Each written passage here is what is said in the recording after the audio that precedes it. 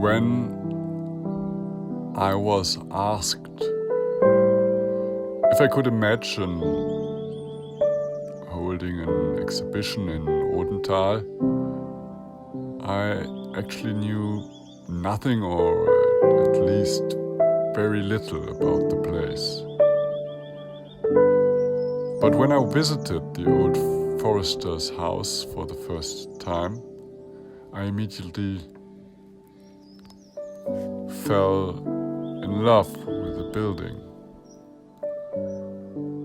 I knew it would be difficult to show modern art here, but I also saw an opportunity to present this kind of art to the viewer in spaces that could hardly be further from a white cube.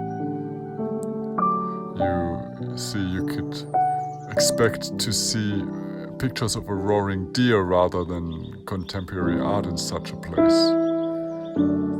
So I started planning the exhibition, and just as everything was being planned, COVID hit us. It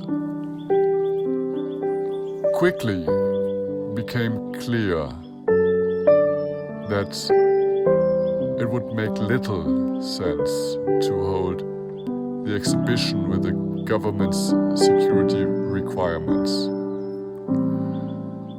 So the exhibition was cancelled. But it was always in the back of my mind. There was something not finished. And at the end of the pandemic, when I was wondering which exhibition I should tackle, I came back to Odenthal. Of course, after all that had happened, in the meantime, I had to completely rebuild the exhibition. I mean, I had worked on my style. I had so much that influenced me in this time, in this pretty hard time, tough time for us all. So I couldn't just do the old exhibition. I had to take a complete new approach. So I also wanted to bring a guest artist on board to give the viewer another element to my paintings, so that the viewer could see more than my paintings and more than just my take on this building.